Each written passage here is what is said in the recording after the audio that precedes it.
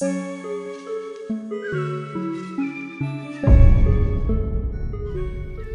bikunde niba ukurikirana hafi amakuru y'ibirebana n'imyidagaduro wamaze kumenya cyangwa se wamaze kubona kandi utari wakabibonye tujye kubiva mu zini muzingo. Diamond Platnumz na Davido bagiye guhurira ku rubyiniro. Ni abagabo baca amafaranga atari makeya, ni abagabo bahenze, ariko umukire yavuze ati ku isabukuru yanjye y'amavuko y'imyaka igera muri 40 ngewe ndabatumiye, muzaze mugire gute, muzaze mu ndirimbire amususutse abazitabira isabukuru yanjye. Uwo mukire rero nta wundi niwe tugiye kugaruka mu by'ukuri. Twizeye ko wamaze gukora subscribe, inyunganizi yawe n'ingenzi. Richard ni Almakaye yabonye izuba ku itariki ya 21 Werurwe 1984 cyangwa se itariki ya 21 z'ukwa gatatu 1984. Ni umurwiyemezamirimo wo muri Ghana, akaba rero yamaze gutumira Davido ndetse na Diamond Platnumz kugira ngo bazaze kuririmba muri isabukuru ye y'amavuko. Uyu mugabo yashinze mu by'ukuri ikigo gikomeye cyane cyitwa Quick Angel Limited. Iki kikaba ari ikigo cy'ishoramari ndetse na bya bigo by'imari bikiri bitoya. Uyu mugabo rero kuva mu by'ukuri yabonye izuba, avukira ahantu mu gace kitwa Jamestown mu bice bya Great Accra Region hariya muri Ghana. Uyu mugabo rero yatangiye cyangwa se yinjiye mu birebana n'ishoramari mu mwaka wa 2019 aho yatangije Quick Angel Limited, mu by'ukuri igenda ifasha imishinga ikiri mitoya. Iyi company rero ikaba mu by'ukuri igenda mu by'ukuri iterwa inkunga cyangwa se yarateye inkunga imishinga itandukanye irimo Pizza Man, Chicken Man, noneho Ridge Medical Center, Dugam Food n'iyindi igiye itandukanye. Mu by'ukuri mu mwaka wa 2019 uyu mugabo ubwo yavugaga mu by'ukuri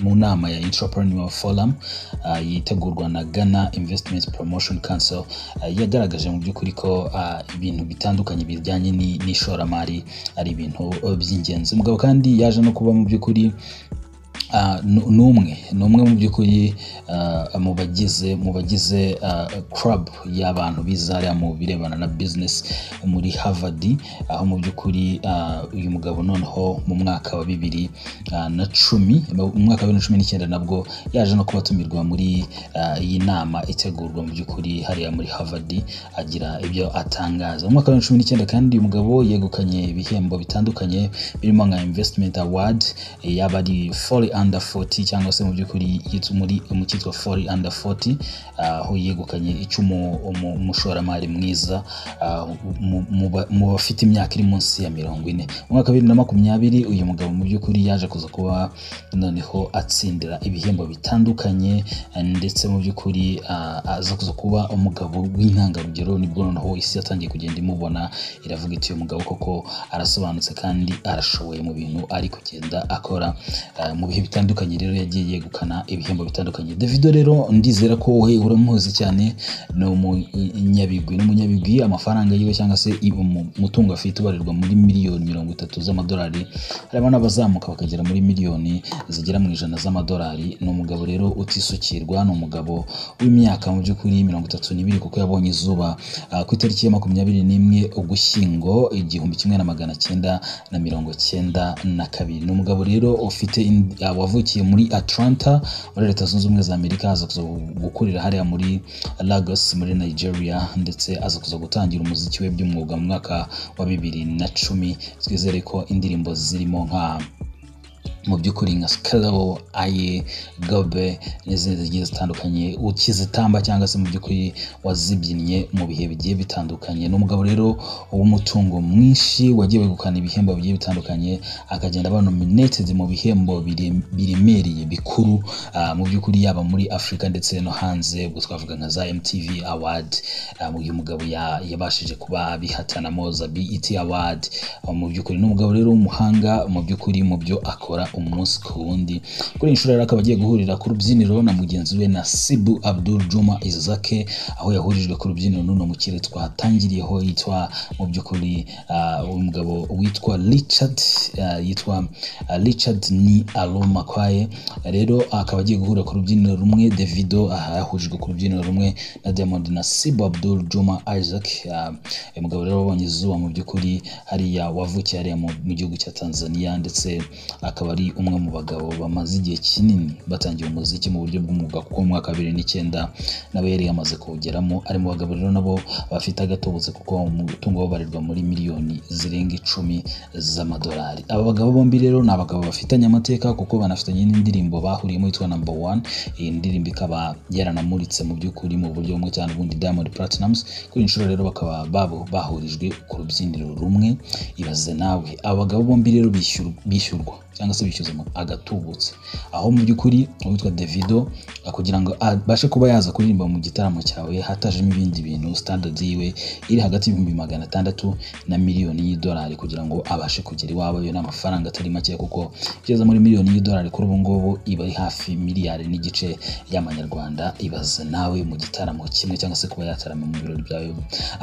Niro mu by'ukuri Diamond Platnumz nawe ahagaze neza kuko ubu ngubu kugeza uyu munsi ibihumbi bigera mu $100 ugomba kubimuhereza kugira ngo ahaguruke abashe kugera mu gitaramo cyawe ubwo ngo nagera muri miliyoni hafi 140 nazo z'amanyarwanda. Mu by'ukuri aba bagabo rero bombi bakaba bagiye guhurira mu gitaramo, ni igitaramo cyangwa se mu birori bazaririmbamo, ni ibirori byo kwizihiza isabukuru y'uyu mukire y'uyu muherwe Richard kwaye akaba ari mu by'ukuri ibirori rero bigiye kubera hariya muri Ghana cyangwa se muri Accra muri Ghana mu by'ukuri mu buryo bumwe cyangwa se n'ubundi. Ni ibirori rero bizaririmbamo mu by'ukuri Davido na Diamond Platnumz aho bazaba baririmbira mu by'ukuri Richard ni Almay wamamaye mu by'ukuri nk'uwashinze Bills Microcredit aho mu by'ukuri agenda atanga mu by'ukuri nuza agenda atanga inguzanyo ku mishinga igiye itandukanye. Ni igitaramo rero kiza kuba kiba ku itariki ya 22 Werurwe hariya mu by'ukuri muri Ghana muri Accra. Azaba ari kuri uyu wa gatandatu. Abahanzi batandukanye bahariya muri Ghana nabo bamaze gutumira nyuma yabo Davido ya Diamond Platnumz. Hari abandi bahanzi bari meriye hariya barimo Sarkodie, barimo Kiddy, Stoneboy and mu by'ukuri na Elfia. Aba bose rero bakaba bagomba kuririmba hariya mu gitaramo cy'amateka kigomba kubera hariya mu by'ukuri muri Ghana. Urumva rero uyu mugabo ni umugabo ahagurukije isi yose. Abantu barimo kwibaza bati si ibi birori ni isabukuru y'amavuko bimeze bite mu by'ukuri kuko ni gake ushobora gusanga umuntu w'umugabo cyangwa se abantu bake na bake bashobora kuba bavuga bati noneho reka tugire gute tuze kuza kuba twagira gute twatumira ibyamamare bingana gutya. Ibirori kandi byitezwemo mu by'ukuri abagabo batandukanye barimo abaherwe batandukanye bakiri batoya mu by'ukuri mu ngeri zitandukanye. Rero abantu benshi bakomeje kuvuga bati se noneho ibintu biraza gusa kuba bimeze bite. Hari abahanzi bo muri Ghana nabo n'abahanzi bihagazeho kandi bameze neza. Kubahuza rero noneho na Davido kabahuza na Diamond Platnumz ibyo byamamare bitandukanye gutambuka kuri red carpet ni bimwe mu birori rero bitegerejwe na benshi mu mpera za kuno mu by'ukuri mu mpera z'iki cyumweru aho mu by'ukuri abantu bakomeje berekeje amaso muri Ghana aho Davido, Diamond, Sarkodie n'abandi bagiye batandukanye bagomba kuba bahurira ku rubyiniro bagafasha uyu mukire kwizihirwa n'imyaka 40 yakozemo ibintu bigiye bitandukanye. Ku myaka rero igera kuri 27 uyu mugabo turimo tuvugaho ni Richard yari yaramaze mu by'ukuri kuba yigwizaho amafaranga cyangwa se akayabo k'amafaranga agera kuri miliyoni y'amadolari. Ni amafaranga atari make kuko ni miliyari hafi n'igice y'amanyarwanda. Urumva rero uyu munsi noneho amafaranga atunze nubwo bitagaragara neza ariko mu by'ukuri ni umwe mu bagabo batunze amafaranga bakiri batoya. Urumva nawe umuntu ugiye guhospendinga cyangwa se gukora ibirori bishobora kuza gutwara hafi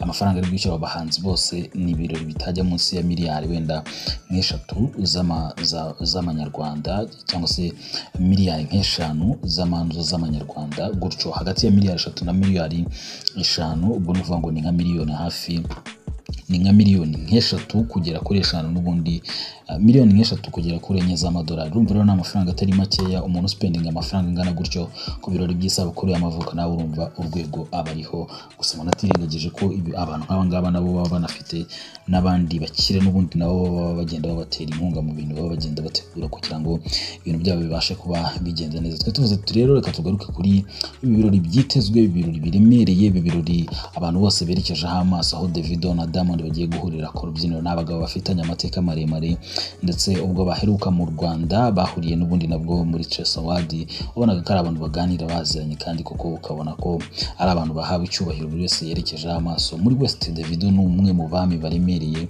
muri East Diamond bikaba uko, ubwo rero ni West East bagiye guhurira hariya. Afrika yose niho yerekeje amaso. So turabashimiye rero kandi dukomeza kubifuriza kugira ibihe byiza.